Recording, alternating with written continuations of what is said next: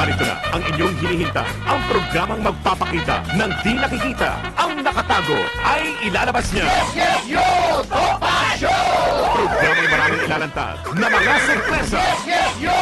Topa Show! At ngayon, narito na po sila, ang mga kwento niyang ating mapapakinggan. Si Mr. Yes Yes Yo, Attorney Ferdy Dapacio, kasama si Doc Che Lejano. Yes, yo! Topa Show! Yes, yes, yo! Iyaba! Magandang good morning po sa inyo lahat ng umagang ito. Ito po inyo lang ito, Dr. Lejano. Sa ngalan po nito ni Tupasio dito sa Yes Yes Yo Tupasio.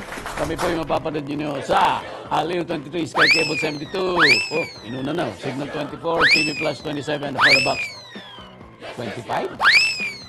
25 na for the box, hindi na 23. Okay, bago na nga siguro. Okay, so nandiyan na tayo. So 25. Memorize. Kasi dati ano yun Aliw 23, for the box 32. Ngayon, 25 na siya. Tapos yung Sky Cable 72, TV Plus 27. Opposite po eh, di po ba? Anyway, so yan na yung bago. So 25 na pala. Oh, kailangan i-memorize ko na. Anyway, sino ba mga bungad sa atin din eh? May mga bungad hindi nalabas eh. Ayan, yung mga good morning. Oh. Nits Ilustre, LMX Red Maple Leaf, Virgilio BG Villanueva, Mama Drama, Bird to Bird, Tikita Janet, Janet, dyan. Tapos si Henya Ravina, JBBPH Albay. Sino ba pumasok? Si Leo, sa Elizabeth Quinones. Yan, good morning po sa inyong lahat. At si attorney ay baka next week nandito na, hindi ko lang alam kung anong araw, baka Tuesday o Wednesday, depende. At pag ako na may sinuwerte, baka Tuesday, Wednesday, or the week of January, baka wala ako. Hindi ko pa alam ha. Malamang naman well, sana nga matuloy kasi pera yan. Di ba? Dapat matuloy pag pera. Alright. So, hindi nyo po napansin na napaka-traffic kanina, anak ng tinapa. Noong Lunes, nagulat ako kasi wala masyadong traffic eh. Kaya lang, kahapon, ang problema ngayon, ay nako, napakatindi ng traffic. Kaya nga ayoko na po nagkukotse, sapagkat pag nagkukotse ka, kung nagkotse po ako rito, siguro ang dating ko mga 1 hour and a half bago ako makarating. Alam niyo po, na-discover ko kung bakit pala tina-traffic. Normally nga po kasi, medyo maganda yung flow ng traffic eh. Ang napansin ko na outright, napakaraming enforcer na nasa kalye. Alam niyo po kung anong matinding ini-enforce? Yung bike lane. Okay, nandun na tayo. Gawin kong topic yan medyo sa dulo. Kasi yung bike lane, medyo nakakainis yan na okay kapag ikaw yung nagbibisikleta. Pero siguro naman dapat pag walang nagbibisikleta, pwede mong gamitin kung nakamotor ka. To begin with, hindi naman ganun kalaki yan eh. Well, anyway, sige, mamaya natin itakal yan. Ang una natin mga nagre-request kasi medyo pumasok tayo sa, sa health. O, di ba? Sa ating kalusugan. O, Dimalanta, Jonaline, Sashbri, Zimra DCL, Josephine Angeles, Prime Reeves, YVR. Okay. Sige. Pasok tayo sa intermittent fasting. Or what other people would say, intermittent fasting. Intermittent fasting. Okay? Intermittent fasting, hindi lang po ganun kasimple yan. At maraming benepisyo. Maraming iba-ibang intermittent fasting. Ako, huwag niyo po akong gagayahin kaagad kasi mahirap po yung ginagawa ko. Minsan umaabot ako 21, 22 hours na wala kain. At yung window na yon, ang ginagamit ko kasi basis ng fasting ko is kung kailan ako huling sumubo ng pagkain. Kasi kung iinom lang kayo ng clear liquids like water, whether warm or cold, ako preferred ko talaga ice eh. Meron akong ice maker talaga dedicated, walang ginawa, hindi gumawa ng yelo. So, meron din akong, ano tawag dito? Stevia. Sinubukan ko yung stevia powder, hindi po maganda eh. Tsaka abala eh. Halu-haluin mo pa, ang tagal-tagal. Mga 2 minuto mo haluin bago mag-dissolve. Yung drops po na stevia, yun po, pagpatak mo, paglagay, patak muna.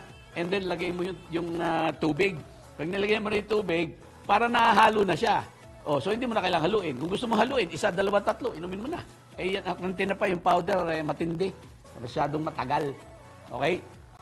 Okay, that being said, iba-iba po ang intermittent fasting. Yung ginagawa ko po is OMAD, 1 meal a day. And then, pwede nyo pong gawin yon na normally, kahit OMAD po yung ginagawa ko, na 1 meal a day, meron din akong snack-snack na maliliit. At yung lumalabas is, basta yung basis ko is at least 16, 18. ang nabasa ko kasi po tungkol dyan ay pinakamaganda pag 18 hours at least kayo plus 17 hours. More than 17 hours kayo magpa-fast. Doon po pumapasok yung mga ibang kinakain na nung iyong sistema, yung mga pangit na nagugutom at namamatay na mga components ng katawan mo. Nire-recycle nila para bago ang lalabas na mga components ng katawan mo, including whatever cells you have. Kasama na rin po dyan mga dying cells sa balat, sa organs, sa blood vessels, yan. So, lahat-lahat yun. Pati sa utak, ganun din po. And at the same time, syempre, since kagaya ko, hindi naman caloric restriction talaga, pero nauwi po ron eh. May caloric restriction ako. Nung pinansin ko kasi, if you want to find out how much you're eating in terms of calories, kumuha kayo ng application. Ang ginamit ko dati yung Noom kaya lang yung NOOM, dati, libre lang yun. Tapos padami ng padami yung mga pagkain. In fact, after about a year or so, pati lahat ng nandun sa fast food, nandun na yung calories niya. So, mabibilang mo yung caloric intake mo. Ako, nangyayari po, hindi naman ako nagugutom eh. So, ba't ako kakain? Lalo na pag busy ka. Ang problema po, habang tumatanda, yung same calories mo ay mas mabagal magamit. So, yun ang nagiging problema. So, you have to restrict your calories para pumayat kayo or hindi kayo mag-gain ng weight. Plus, ito nga po, iba-ibang fasting. Ang pinakamadaling simulan na fasting po, na intermittent fasting, ay everyday na fasting. Na 14 hours kayo pwedeng kumain, 10 hours hindi pwede. Yun ang tinatawag na 14-10. Okay, apart from 14-10, kasi ang total po niyan ay 24 hours, ano? Yung 14-10 na yon, actually, dun sa 10, hindi ka re-restrict ng kahit anong kainin mo. However, ang sinasabi po nila ay, instead of eating 3 very large meals and 3 very large meriendas, di po ba? Ang gawin niyo po ay spread out ninyo, yung baga papak kayo ng papak. At ako, syempre, i-advocate ko rin po, bawasan niyo po ang carbohydrate intake ninyo. Diyan po kasi nanggagaling ang diabetes sa atin eh. Napakataas po ng ating incidence ng diabetes sa Pilipinas dahil tayo po ay walang ginawa kundi kumain ng kanin. Carbohydrate restriction po dapat. Because lahat ng carbohydrates po na kailangan ng katawan ninyo, nagagamit na po na yan at nagagawa ng sarili nating katawan na hindi tayo kumakain ng asukal. Hindi tayo kumakain ng mga matatamis. Kaya na po natin yan. Ang problema ay ang kanin ay carbohydrate pa rin na kino-convert din po. At habang dumadami yung kinakain ninyo, nagkakaroon po ng tinatawag na insulin resistance. Hindi na po makontrol ng katawan natin kasi punong-puno na sa sobrang dami na i-inundate siya. Lulunod ako, dami carbohydrates dito. Patay. Okay. So, hindi na ma-regulate. Yun ang diabetes yun. Uwi ka sa diabetes. Yun ang problema. Now, what do we have? The other types of fasting include yung second number kasi po, yun yung window where you're allowed to eat. So, may 14-10, meron na 16-8, pagkatapos syempre merong 24, o kaya kung talagang gusto nyo, one day every week, mag 24 hours na wala kayong kakainin. Pwede rin yun. Pero, hindi naman sinasabi na wala kang kakainin na hindi ka mag-i-intake. Kasi pag hindi ka sanay, bibiglain mo, mahirap din po yun. Mahirap. You can cool down. Oh. So, pwede rin po, not necessarily daily. Meron tinatawag na 5-2, which is 5 days a week, kakain kayo na normal, 2 days a week, i-restrict nyo lang nga to 1/3 yung normal yung kinakain in terms of calories. So, yun yung intermittent fasting pa rin po. 5 days on, 2 days off. And yung off nun is yun kayo magpa-fast. Pwede rin naman every other day. Pero look at it from a perspective of 1 week. Meron mga every other day na fasting.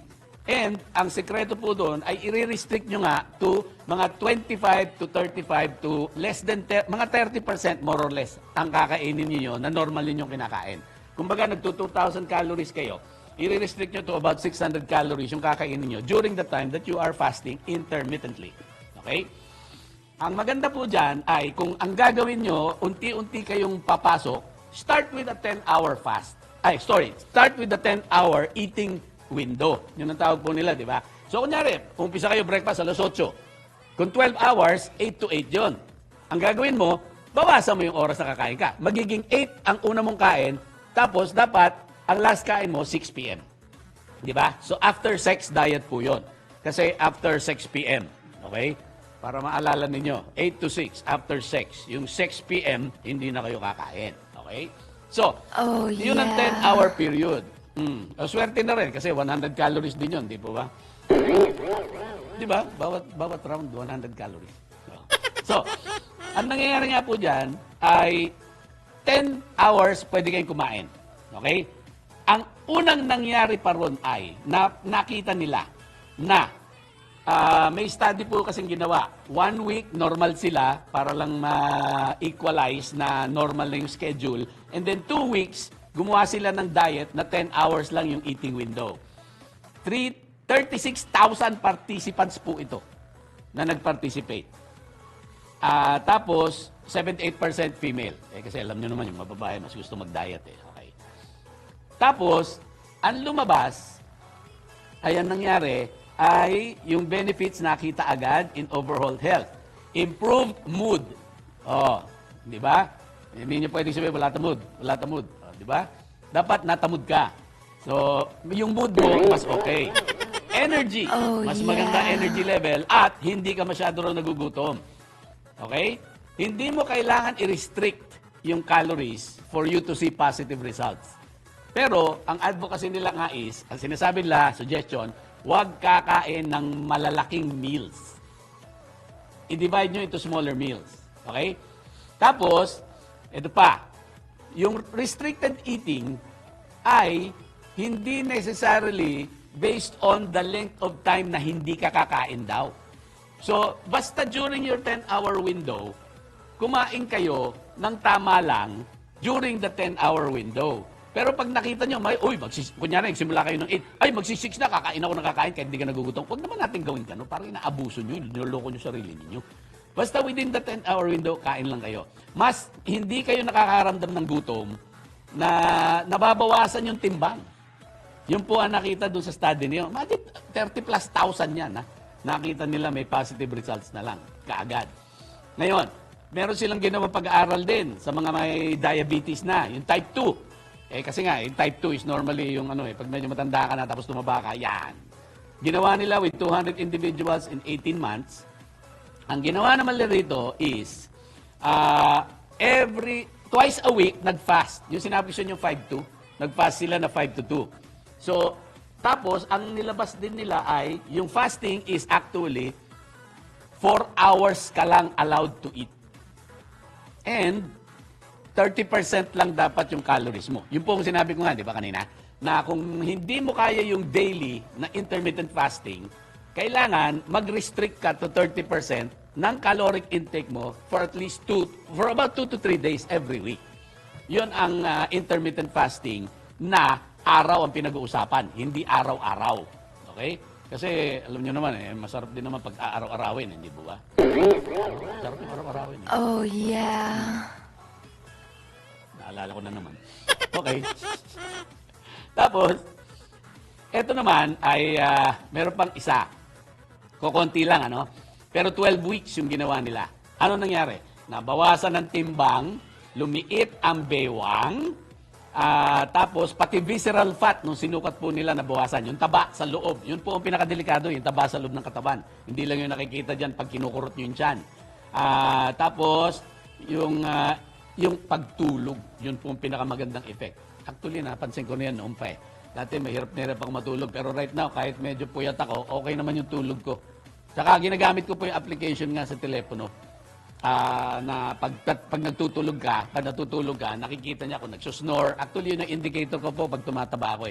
Napansin ko po, pag bumibigat ako, yung snoring ko nag-i-increase in percentage. Right now, nung nagpasko, umabot ako, kahapon lang nga, nag 2% ako kasi, kumain kami ng pinsang ko. Hindi naman during my normal time of eating. Plus, syempre, saksakan ng dami in-order niya. Kasi galing Amerika, di ba? So, maraming in-order. Kailangan naman di ubusin. Meron kaming chicharong bulaklak, meron kaming hito na grilled, tapos meron kaming papaitan na sharing na malaki. Tapos ano pa ba? Yung kapal mooks sa pepetons. Naku, napakasarap ng kapal mooks. Yan po yung lechon na muka ng baka. Lechon na muka ng baboy. Lechong muka. So, napaka-crispy. Tapos ang paborito ko dyan is yung mata. Napakasarap niyan, malinamnam. Okay? So in other words, yung ginagawa po na at least magpa-fast kayo, meron kayong eating window na 10 hours, nababawasan na po ang pagkakataon na kayo'y magkaroon ng diabetes at kapag kayo'y pumayat dahil sa ginagawa niyong intermittent fasting, mawawala po yung diabetes ninyo. Kapagkat ang problema po sa type 2 is yung insulin resistance na hindi na makapag-supply po ng tulong sa inyo para ma-metabolize yung asukal sa katawan. Yun ang problema, yung carbohydrate metabolism natin. So, dapat nga, mag-restrict din tayo. And of course, I will never underestimate nor will I never advocate na kayo po ay hindi mag-exercise. Hindi naman po kailangan mahirap ang exercise. Maglakad lang po tayo. Eh, syempre, medyo mahirap din. Ano? So, pinakamaganda, pumunta kayo sa mall at dun maglakad. Bakit? Sapagkat aircon. Ang sarap maglakad. Hindi po ba? Sa Mega Mall lang po eh. Imagine mo yun, maglalakad ka from end to end sa Mega Mall, 100 meters ang isa. So, nagto 200 meters ka, times 5. Yung 1 to 5 levels po noon, ikutin ninyo, 1 kilometro na po, 5 kilometro na po yun. Hindi po ba? Teka, 1 kilometro, yung up and down. Kasi nga, 200 meters, o di 1,000 meters, maglalakad ka lang. Ang lakad nyo po ay dapat a little bit with pace. Hindi lang po yung nag-window shopping, nag-ganun-ganun ka. Hindi maganda yun. Hindi maganda yun. Okay? Tapos, so, you also get, ito naman, alternate day fasting, which is the same. So, babawasan nyo, no? Pumayat yung mga tao, cardiovascular disease, problems na wala, neurodegenerative brain disorders like Alzheimer's and Parkinson's, bumababa yung risk, chronic inflammation, lahat yan gumaganda dahil dyan sa fasting. Mamimili lang kayo sa fasting nyo. And of course, huwag nyo bibiglain. Kailangan, kung sisimulan nyo ng 10-hour window, after about 2 weeks, gawin yung 4-hour window. And then, subsequently, magiging 6-hour window and then 4-hour window. Pero huwag nyo nang habulin yung 4-hour. Medyo mabigat yun. 24 yun ang lalabas eh. So, yung, ang sabi naman nila, ang pinaka-optimal, pinakamaganda is at least 17-hour fast. So, siguro mga 18-6 ang habulin ninyo. Pero huwag nyo pipilitin. Kung hindi nyo kaya, huwag. Huwag nyo pipilitin sa sarili nyo. In fact, kailangan magpatingin nga kayo sa doktor bago nyo simulan yan. Eh. Okay? Ang nangyayari din po kasi nga is, yung tinatago natin mga asukal, nauubos dahil nga nagpa-fast tayo. Di ba? Hindi lahat tayong kinakain eh. Lalo na, huwag tayong kakain naman. Nagpa-fasting nga tayo, pero anak ng tinapa, puro asukal ang kakainin ninyo. Mga cake, mga soft drinks, mga tinapa. Wala mangyayari sa atin yan. So, bawasan nyo rin yung ganon. Kung gusto nyo na matamis, ang recommendation ko, meron po dyan sa Lazada, mag-order kayo nung dinadrop na stevia. Napakalaking bagay din po noon. Kasi essentially, wala kayo iniinom. Any tea, basta walang asukal. Any coffee, basta black. Wala pong problema. Okay? Pero preferably, because of the high caffeine content, ayoko yung barako. Ayoko rin po yung robusta. Ang maganda po dyan, para ma-enjoy nyo yung kape, is Arabica. Kasi mas mababa po ang caffeine content. However, ang problema naman doon, yung iba, hinahanap talaga yung sipa ng kape. Pero well, you know, as far as I'm concerned, it's another addiction. Okay? So, ano pinaka-importante po pagdating sa intermittent fasting? Commitment, consistency. Okay? Pag sinimulan nyo, ituloy nyo. Dahil it takes 2 to 4 weeks para masanay kayo. Ano po ang nangyayari? Gutom, masungit, ano pa, pagod, hindi makatulog, nahihilo, masakit ang ulo. Pero, pagkatapos ng about 1 month, mawawala yan. Oh, yeah. So, yeah, masasanay ka na dyan. Di ba? So, unti-unti lang, tapos masanay ka rin. Ito naman, 6-year follow-up. It reducing the frequency of meals during during the period that you're eating. Weight control becomes better and easier, sabi nila. Tapos, hindi ka naman necessarily kailangan gumraduate sa 24-hour fast, 26 hours, 36, 48-hour fast. Hindi kailangan yun. Okay na ikaw ay mag-fasting para nga ma-avoid mo lahat ng problema associated with eating too much. And, baguhin nyo po yung habit ninyo na instead of large meals, liitan nyo yung mga kinakain nyo, kahit dalasan nyo, it's even better. Kasi nabibigyan din ng pagkakataon na masanay yung tiyan nyo na mabusog. Ano po kasi ang kabusugan? Kailan natin nararamdaman? Kapag punong-puno yung ating tiyan. Yun po ang satiety center natin eh, na iisip natin, at tinatanggap ng katawan natin na busog tayo, na punong-puno naman yan. However, ang problema ron, it takes 30 minutes. Para maramdaman niyo yung kabusugan. Kaya nga, napapansin ko rin dati, nung talagang lamon ako, ang laki ng tiyan ko, kain pa ako ng kain, wala na ako makain, pero parang hindi ka pa busog. After a while, bundat na bundat ka na. Yun po ang sikreto nga. Because it takes 30 minutes para umabot yung kabusugan, yung signal sa utak nyo. Mabagal yan eh. Hindi trend yan. Parang naglalakad na senior na may pilay. Kaya ang bagal, 30 minutes. Okay, so marami pong problemang mawawala sa buhay ninyo. Mag-intermittent fasting lang kayo. Gumawa kayo ng window, bawasan ninyo yung caloric intake, bawasan nyo, i-monitor nyo yung kinakain nyo, kagaya ng mga, maraming application po para dyan. Monitor nyo yung kinakain nyo, baka matitiyan yung calories nyo. Okay? So, pag nabawasan nyo yung calories nyo, makakagawa rin po kayo ng mas magandang programa. Caloric intake reduction does not perform as well as intermittent fasting, nor does it perform as well as small, frequent meals compared to very large meals. Kasi nabibigla yung katawan natin. Yes, yes, yo! Topacio! Si Mr. Yes, Yes, Yo, Attorney Ferdy Topacio, kasama si Doc Che Lejano. Yes, yes, yo!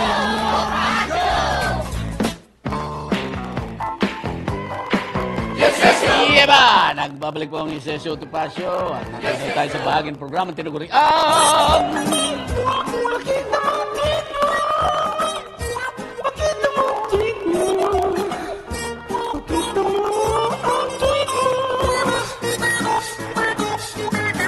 Pakita mo tweet mo, uy. Okay! Ngayon natin pagbati dito sa ating mga YouTube, mga mahilig sa YouTube, mga YouTuber. Oh, yeah. JBB at PH. Sa Albay, Eugenio Rabina, Virilio Vigio Villanueva, Ikeda Janet, nandiyan ka talaga, Bertie, Mamadra. Virilio Vigio Villanueva, LMX at Red Maple Leaf, Leo, Eljaber Quinones, Premier R, Prime Reeves, YVR, Josephine Angeles, Zimra, DCL, Mark Anthony Perez, ang haba ng yeba niya, buong haba ng lapad. Rodrigo Villas. Tapos, Dimalanta, Jonaline, Sashbre, Mokotoy, Agogokoy. Sino yun? Ay, nako. Dimalanta, Jonaline, Enrique Abejar, Teresa Gicoma ng Hong Kong, Leo Eric, saan mapapanood daw yung January 8 program about the US dollar currency issues? Tingnan nyo po dun mismo sa YouTube, yung DWIZ. Pagkatapos, ito mismo, no? Kunyari, nanonood kayo sa aming live. Pindutin nyo yan, back, and then, siyempre, lalabas na yung mismong account, ano? Pag lumabas yung account, hahanapin nyo yung date. Pero ang nakasulat doon, streamed 1 day ago. Kasi, 9 ngayon, ano? This is Tuesday. So, titingnan nyo yung streamed 1 day ago. Ganun po lalabas. And, pag napasok nyo na yung stream na yun, mahaba po yun eh. Umaabot po minsan 11 hours, 12 hours.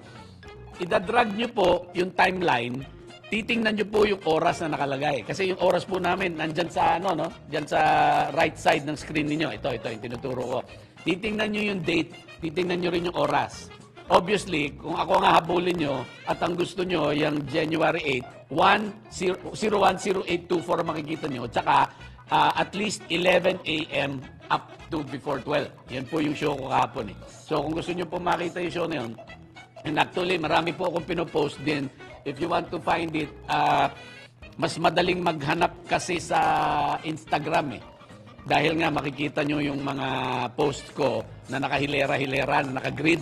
Whereas kung pupunta po kayo sa Twitter, walang grid yun eh. Talaga magsuscroll ka. Eh minsan mahirap maghanap o kaya pag napagod ka na mag-scroll, mamimiss mo eh. Mas madali po maghanap sa Instagram. Pinopost ko po lahat, pare-pareho yan, including Facebook. Kasi po, mas marami akong kamag-anak sa Facebook tsaka mga kaklase, whereas yung Twitter is more of a public tsaka mas instant po yung mga response sa Twitter. Eh. Okay? So, ganyan po ang gamitan yan. Okay, 37. Okay, Eric, Dr. Lihan, okay, yun yun. Jam, gusto pumayat pero bawal ako pumayat. Anong gagawin ko? Mahirap na problema yan. Tapos si Leo, tapos sino ba ito? Eunice Millanes, Tarlac City, Santa Cruz ba to? Tarlac? Holy cow! Safe ba yung OMAD? Lahat po ng intermittent fasting, pwedeng maging safe, huwag nyo lang pong bibiglain. Alam niyo po yan, parang ano yan eh, parang nanliligaw ka eh. Huwag mong bibiglain. Makakasuhan ka niya. Dahan-dahan lang. Okay. Holy cow. Mark Anthony Perez, 16-8 ako dati. Oh, yun. Okay na po yan. Ako, kasi, pag iniisip ko, minsan, doon ka palang mag-iisip, nagugutom ka na o naiisip mo tuloy na kumain. Huwag mo na lang isipin. Or, maglagay ka ng alarma na at least alam mo yung time na last ka kumain, just be conscious about what you're doing. Conscientiousness din yan eh. Okay. Holy cow, si Jam, malamig daw, ang -20 raw yung winter nila. Naguguluhan si Leo, sabi niya, kain na lang ng tama, exercise once a day. Ayos. Yes, correct. And you don't need nga very difficult exercises. Kahit walking lang, okay na. Pero at least 30 minutes po yan every day. Okay? If you can do 1 hour, all the better. El Bragais, kahit na intermittent ako, cholesterol ko mataas pa din, 6.9, binigyan agad ako ng gamot ng doktor. Hindi po kasi magiging instant yan. Hindi rin just because you are fasting intermittently, nabababa na yung weight nyo. Titingnan nyo kung ano ang kailangan nyong gawing adjustment. Ang first easy adjustment, as I said, intermittent fasting na 10-hour window lang yung kainan.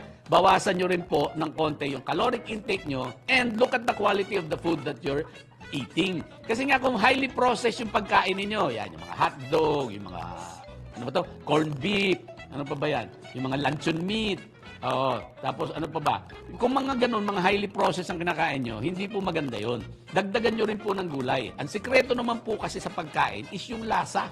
Hindi naman necessarily yung volume. Ngayon, kung naghanap kayo ng volume, get more leaves, yung mga dahon po. Yan po, kailangan nyo talaga maraming volume. Plus, mas kumain po kayo ng mga sopas-sopas. Mas madali makabusog yung, as I said, satiety is volume. Yung pag nag-stretch na yung stomach ninyo, dun, pag stretch na yung stomach, dun niyang mararamdaman ang pagkabusog. Ang problema nga is it takes 30 minutes para umabot sa utak nyo. That's why yung mga iba nagsasabi, pag kumakain, huwag magmamadali. Kasi hindi alam ng katawan mo until 30 minutes later na busog ka na. Yung mga mabibilis kumain. Kasi nga, marami kayong kahati. Kailangan mauna ka ron. You get your share. Lalo na kung buffet. Pagkatapos o kaya yung sa bahay, pag may handaan. Ay, nako, ng tinapa. Unahan yan. Alam nyo naman, nung nagpasko. Yan, I don't need to say anymore. Experience nyo yan first hand eh. Mark Anthony Perez, natamod daw siya na magluto. Nalilibang na kumain. Okay lang yan. Jam. Tapos malamig, Noel Sico. May idea ako to control my food intake. Tapos sino pa ba yung nagsabi dito? Holy cow, Leo. Tapos H-Tan. Familiar daw pala ako sa Kapal Mooks. Ay yes, paborito ko yan. Ang nag-introduce po sa akin si Perdi. Si Antonio Topacio rin. Kasi nga po, pag-aari ng Kapal Mooks, saka yung IBP, yung ihawan dun sa likod.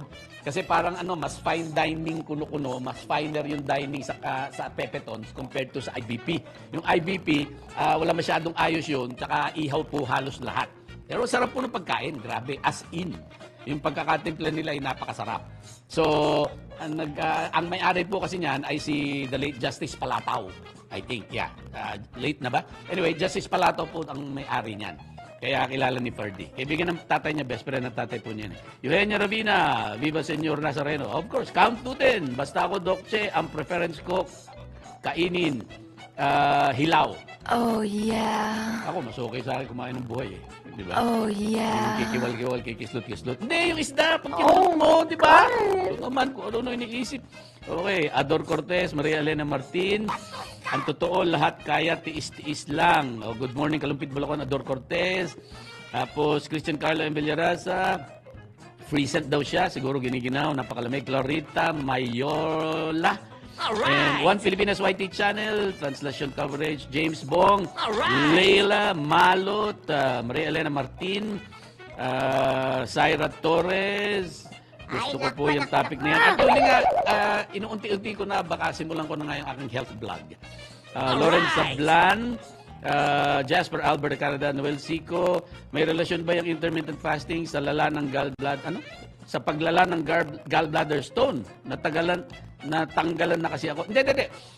Ang nangyayari po sa gallbladder is, yan po yung bile na galing sa gallbladder natin, na produced by the liver.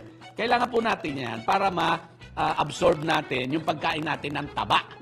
Kaya kung masyado kayong maraming kinakain na mataba, active na active po yan. Kasi yun lang ang paraan para ma-absorb natin yung fat at yung napaka-importanting nutrients na fat-soluble vitamins na A, D, E, and K. Addict. Kaya nga na-addict tayo sa taba eh. Kasi napakasarap, di po ba? Addict, A, D, E, K. Yan po yung fat-soluble vitamins.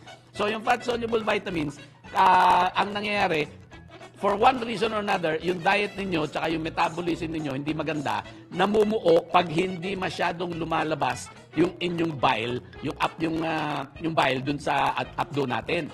So, ang nangyayari, nagpo-form ng bato.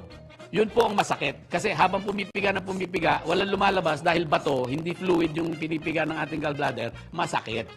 Okay? So, pag tinanggalan ka na ng gallbladder, ang problema dyan, hindi mo masyado ma-absorb yung fat. So, pag kumain ka ng fatty meal, whoop, diretso sa banyo. Yun lang ang problema. Hindi nyo ma-absorb eh. Okay? Tapos, Leila Malot, Danny Tayaw, Dimalanta Jonaline, ano po yung carnivore diet? Eh, carnivore is ano, puro karne. Wala kang kakainin. Walang carb, walang plants, puro protein lang, tapos puro hayop. So, kung pwede lang kainin yung mga nando sa kongreso, so, mga hayop dun. Pagkain, serving ng hotel, sino pa ba? Fasting sa paglala ng gallbladder. Hindi naman lalala. Problema, wala ka ng gallbladder eh. Jumping salad. Oh, yun, masarap yun. Yung buhay na isda. At saka yung meron tayong, ano ba to? Meron tayong alamang.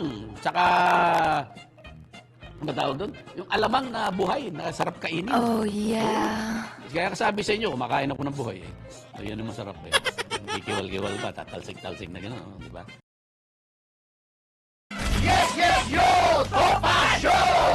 Si Mr. Yes, Yes, Yo, Attorney Ferdy Tapasio, kasama si Dr. Lejano.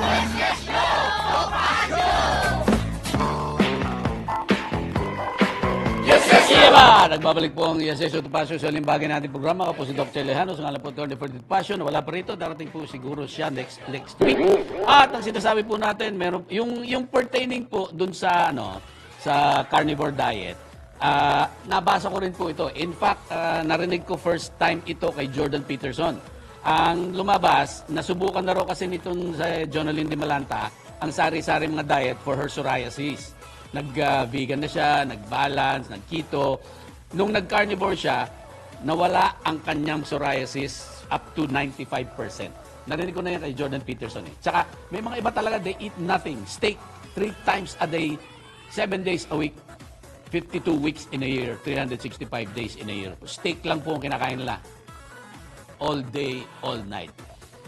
At healthy naman sila. Otherwise, sinasabi nila, oh, mamatay ka na. You should be dead by now. Kasi nga, 25, 30 years na sila nagsisteak. Kaya ako naman po, 1 meal a day. For 30 years na rin po yata ako nagwa 1 meal a day. So, I don't really care. I only eat when I'm hungry. Yun ang ginawa ko pong pilosopo sa sarili ko. Kasi po, ang problema rin po sa mga pamilya, ay, kailangan kumain ka, kailangan magmerienda ka, kailangan ganito ka. Ang nangyayari, lahat-lahat kayo sa pamilya nyo, puro matataba. Yun ang nagiging problema. Okay? So, ang pinakamaganda po natin, meron pa rito, nagpapabati nga pala, bago ko maano. J. Jewel Galboso, batiin daw ang kanyang anak. Happy birthday, Jam Galboso! Nalaparan niya siya. Alright? So, yun po ang carnivore diet. At, syempre, anak ng tinapa, nakalimutan natin itong batiin yung ating mga ex sa bagay kasi may nag-request ka agad eh. Okay, mga ex-rated natin, mga tinapakar sa ex na dating Twitter. Rose Pablo, Ayin Josa, Ferdinand Pera, Pepolinari, Macarceo 24, Richard Ruiz, Jeray. And of course, hindi lang yun. Nandiyan si Esagani Adriano, Rose Pablo, Jusel, Ronnie Arceo, Makapili Ultraman, Macarceo 24, Richard Ruiz, yun, si Jeray nandiyan naman. Sagittarius! And si Dreisel, Little Boy, Manny Hornia. Horny, ha? Richard Rose Pablo. Mr. T, X de la Cruz, Vic ng Bustos. Ayan, okay. Maraming salamat sa inyong pagtangkilik. You are all so kind to animals. Paki-up nga, sino ba to? Si Kent. Paki-up yung litrato ko. Paki-split screen na lang ako, Jem. Ayan, mistorbo ko si Jen. Kumakain yata. Ayan, yung split screen. Okay, yan po ay baliktad. Yan po nakikita nyo dito sa aking, sa screen nyo sa kaliwa. Yan po ay isang Boeing 737 MAX 9. Mukhang nag-deploy po at bumukas yung emergency exit. I think mukhang sa ano yan, sa harap ng pakpak, in front of the wing. Bumukas po yung isang emergency exit. At syempre, they were 6 minutes into the flight, they were at 16,000 feet. Ang problema po sa 16,000 feet is you cannot survive kasi wala pong oxygen. Kaya po automatic na nag-deploy din yung mga masks. Although, basta po may binuksan kayo sa aeroplano na lumilipad dyan, magde-deploy po talaga yung mga masks. But, in order for you to be able to survive, 14,000 feet po ang maximum. So, ang ginawa po ng aeroplano, that is an airplane of Alaska Airlines. Nung bagong-bago pa po yung aeroplanong yan. That is a October po, diniliver yung aeroplanong yan. November, December, January. 3 buwan pa lang po yung aeroplanong yan. So, ang nangyari, mag-ground po ang 171 na aeroplano ng Boeing 737 MAX 9. At least, survive naman po lahat ng mga pasahero. At yun ang bad trip lang dyan biglang bubukas, ano? Nakakainis. Galing pong Portland, Oregon to Ontario, California. Yan po yan. So, nag-deploy yung mga maskara. Buti na lang, yan po yung dahilan kung bakit tayo dapat mag-seatbelt. Kasi kapag kayo'y nasa taas, kunyari mga 30,000 feet, pagkatapos may butas sa aeroplanong ganyan, 14 pounds per square inch ang loob ng aeroplano na tumutulak sa iyo papalabas. Kaya, napaka-bad trip niyan kapag nangyari yan sa iyo. Di ba? Kung sensitibo kang tao, talagang magagalit ka siguro kapag nabutas yung aeroplanong sinasakyan. Okay. Yung Emergency Airworthiness Directive ang in-order po para inspeksyonin ang lahat ng 171. Ang problema, 4 to 8 hours po ang inspeksyon ng bawat eroplano. 171 airplanes yun, worldwide. Ang pinakadelikado po kasi ay ang 737 MAX. Marami na naging problema yan. Ang una, Lion Air sa India, bumagsak ng October 19, 2018. Ethiopian Air, March 10, 2019, bumagsak din. Ang total, 346 ang namatay. In contrast, yun pong nag-crash at sumabog at nasunog na Airbus A350-900 ay survive po lahat ng mga pasahero. Although it did not crash. That's a different matter altogether. Ito siguro nag-crash na mataas pa into a mountain. Okay?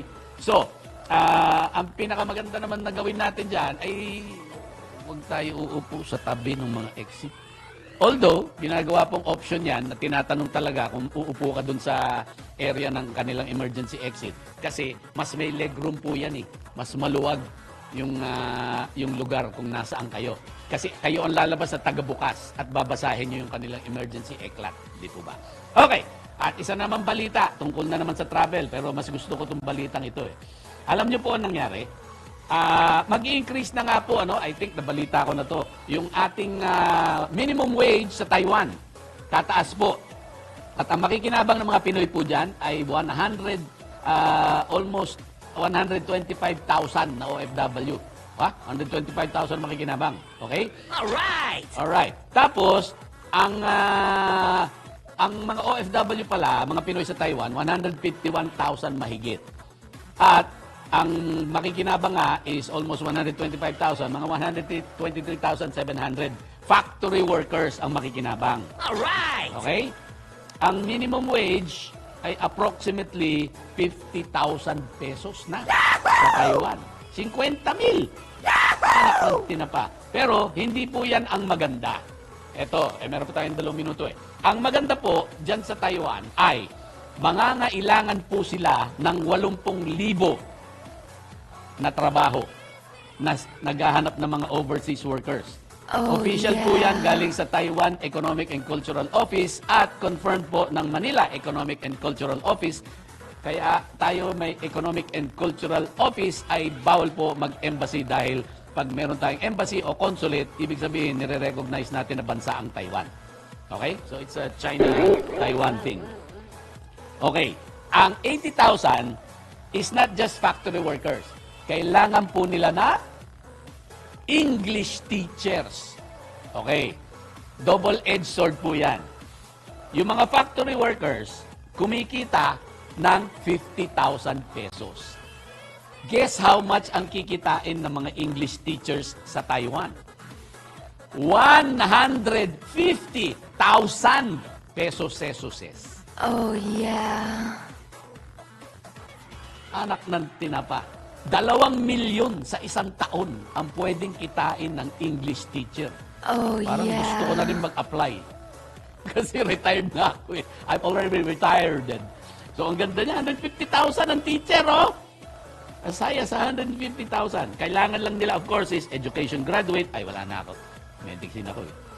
License to teach ng PRC. Yun ang kailangan. Although, siguro may certification dyan.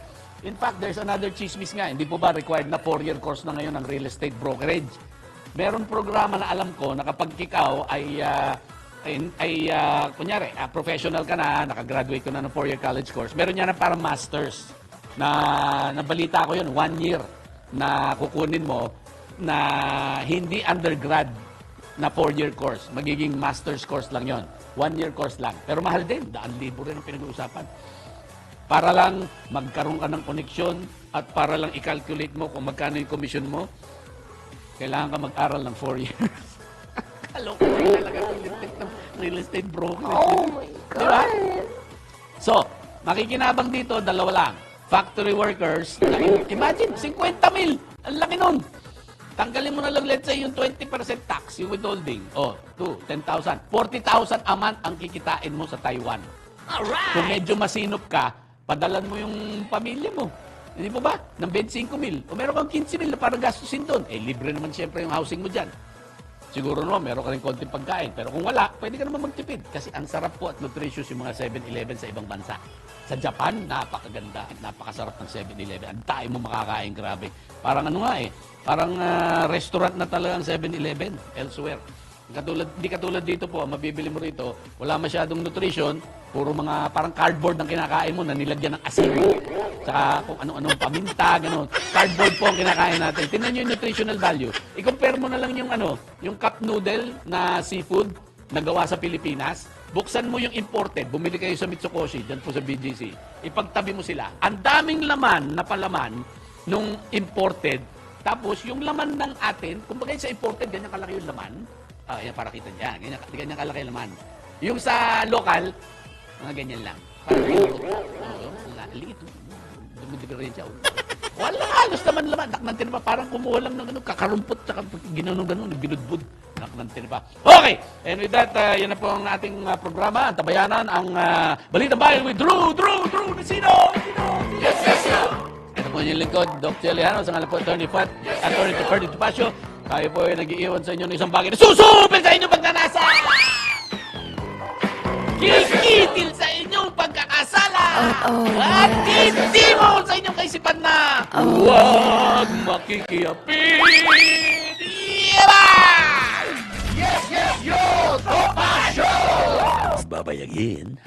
Si Mr. Yes Yes Yo, Attorney Ferdy Topacio, kasama si Doc Che Lejano. Yes, yo! Topacio!